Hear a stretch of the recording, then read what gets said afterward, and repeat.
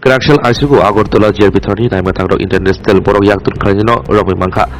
Bongka Parul Begum Umar BC President Bushani Mung Rongobia Nok Amtuli Sanbe Khobzak Moti Nogor Ari Amsayo Krakshal Fungo Agortola Jerbitana Amtuli Sane Naimatang Simontopur BOP ni BSC Roni Jaitu Mungbono Romi Mangka Binistakabo Borok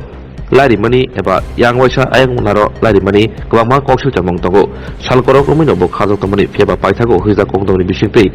naimothango bai romjaka koktomo semanka bono remand সানি দরবানগো 30,000 নাই actually গত মাসে মানে March মাসের 23 তারিখে আমাদের GRP থানাতে একটা মামলা হয়েছিল যেটা আমাদের জিআরপি থানার মামলা নাম্বার 41/24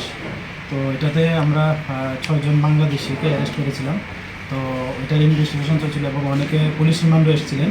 তো এই সুবাদে আমরা ওই তাদের কাছ থেকে যারা রিমান্ড এসেছিল এবং যারা অন্যান্য আসামি ছিলেন প্লাস তাদের যে মোবাইল ওগুলো থেকে আমরা মানে ডিউরিং ইনভেস্টিগেশন এটা পাওয়া গেছে যে পারুল আক্তার নামে একজন মতিনগর বাড়ি উনি উৎপ্রুতভাবে এই মামলার সঙ্গে জড়িত আছে তো সেই সুবাদে আমরা ওইখানে আমাদের সোর্স মারফত খবর নেই কিন্তু ওই সময় থেকে উনি পালাতক ছিলেন তো গতকালকে আমাদের সোর্স মারফতে খবর পাই যে উনি বাড়িতে এসেছেন রাত্রেবেলা তারপর যথারীতি আমরা জিআরপিএফ পুলিশ প্লাস আমতলী থানার পুলিশ এবং যে বিএসএফ আছেন ওই এটা শ্রীমন্তপুর বিওপি তারা বিএসএফদেরকে নিয়ে আমরা ভোররাত্রি আমরা ওইখানে একটা অ্যাম্বুশ বসি আমরা সবাই মিলে তারপর সূর্যোদয়ের পরে ওই মহিলাকে আমরা পাই এবং যথাযোগ্য মানে আইনি মর্যাদা মেনে আমরা ওকে গ্রেপ্তার করি ওই কেস কানেকশনে। মহিলার মূলত কাজটা কি করতো উনি অ্যাকচুয়ালি ওই যে বাংলাদেশ থেকে রোহিঙ্গা বা বাংলাদেশি এপার ওপার আসতো উনি মানে ওনাদেরকে সহযোগিতা করতে ইভেন কি থাকারও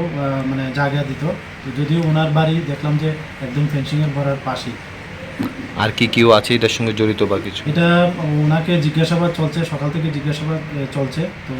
আমরা দেখছি যে আরও কেউ এটার সঙ্গে যুক্ত আছে কিনা এবং যদি যুক্ত থাকে আমরা অবশ্যই আইনি কারবাই আমরা করব। আগরতলা স্টেশনকে মানব পাচারের একটা করিডোর হিসেবে ব্যবহার করা হচ্ছে দীর্ঘদিন ধরে, এ ব্যাপারে কী বলবেন? অ্যাকচুয়ালি হ্যাঁ একটা শ্রেণী তো আছে এগুলোর সঙ্গে যুক্ত আছে তো আপনারা দেখতেই পাচ্ছেন আমরা দিন দিন এটা আমরা আরপিএফ জিআরপি প্লাস যে আমাদের বিভিন্ন উইং আছে বিএসএফ সব মিলিয়ে আমরা এটা নিয়ে একটা সবসময় একটা চক কষে আসছি এবং যারাই এই রেল স্টেশনকে মানে এই মানে পাচার বা এসব কিছুর সঙ্গে যুক্ত